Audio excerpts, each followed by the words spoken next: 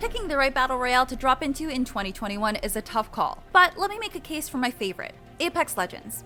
Since its surprise launch in 2019, Apex has grown and evolved in exciting ways, adding even more fresh new ideas to a genre that too frequently feels derivative. Unparalleled mobility, versatility, and class-based teamwork combined for a thrilling and rewarding feeling you can't get in any other battle royale. Seriously, these fast-paced matches never fail to get my heart racing as I jump, slide, and dodge bullets while hip-firing a sniper rifle.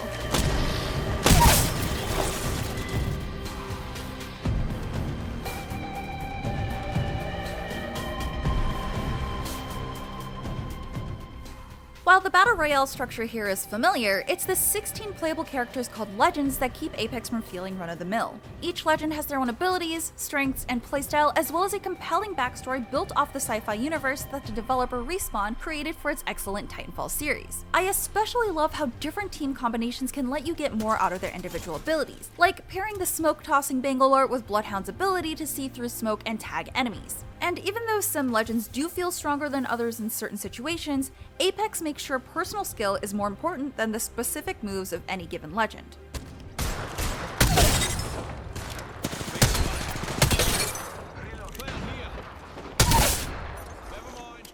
There's a wide arsenal of extremely satisfying futuristic weapons to pick across Apex's 3 maps, all of which test your aim more than your luck. From hard-hitting shotguns to shredding SMGs, I really appreciate that every weapon feels viable even if you don't luck into the best attachments to go with them. Attachments are more about customizing guns to your personal preference rather than providing a pure power boost, and there's less of an emphasis on the strength of loot rarity than there is in something like Fortnite or Hyperscape.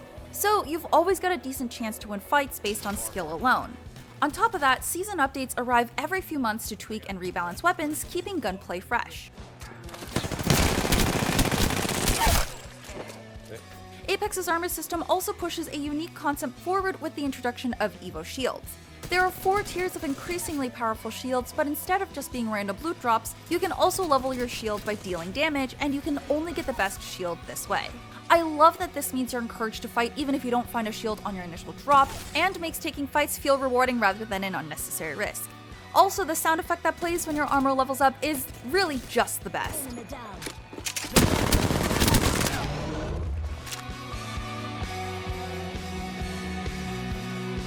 With its Titanfall roots, it makes sense that Apex is the best movement in any battle royale I've played.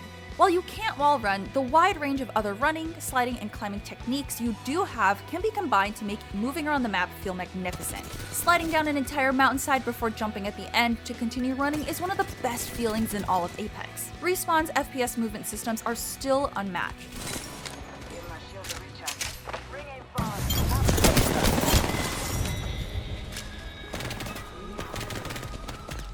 Another big deal is Apex's revolutionary contextual ping system, which has only gotten better since launch. It's special because it allows you to quickly communicate with your team in detail without having to use voice chat. You can point out items, threats, and pretty much anything else with little more than a single button. Not only is this a great accessibility feature, but it's also a clever way to improve teamwork when queuing up alone. There's a reason why so many games have copied it since. I have an extended sniper mag here.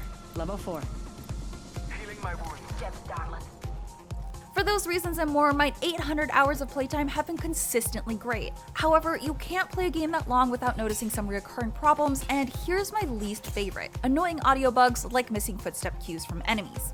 Usually, it works beautifully. I can hear enemies walking across specific platforms above or below me, but way too often my squad has been taken by surprise when an enemy team approaches without the usual heads up, which is not cool.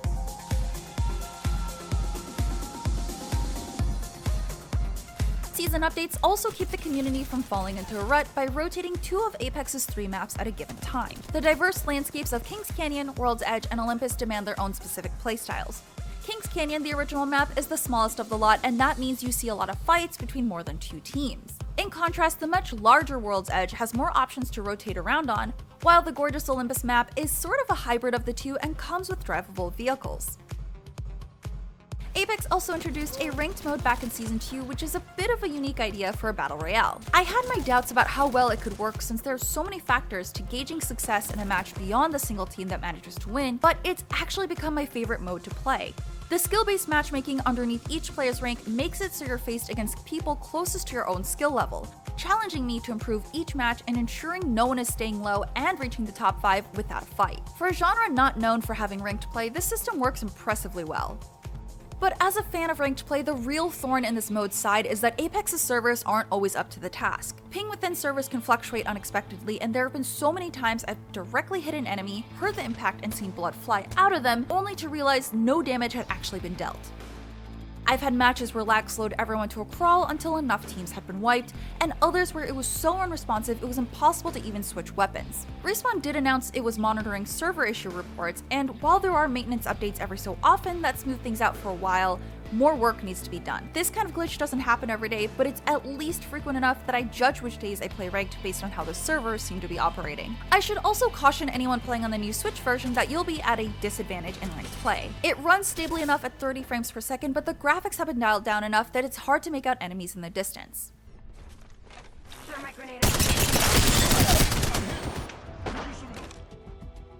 As a free-to-play game, Apex Legends works based on what's become a fairly standard Battle Pass model. Each new season update brings entertaining limited-time modes, new content like legends and maps, and cool new cosmetics, some of which can only be bought with real money and others that are just earned from playing. Whether you're buying the Battle Pass, randomized loot boxes, or the cosmetic items directly, prices can get pretty high relative to other games, with certain legendary skins costing nearly $20. But crucially, there's nothing to buy here that can increase your chances of winning a match, and since it doesn't take too long to unlock more legends simply by playing, Apex plays perfectly well as a completely free game.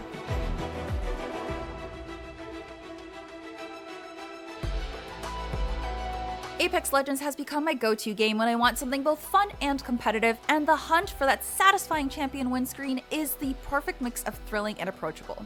Consistent updates keep the gunplay from ever getting repetitive or boring, and the combination of legend abilities and its large arsenal of excellent weapons and attachments is always fun to experiment with. That's especially true with a squad of friends, but Apex also has the best ping system around to make communicating with randoms work great too. And while the audio and server issues can make an otherwise smooth slide down a mountainside frustratingly bumpy at times, I still find myself spending hours queuing up for just one more game.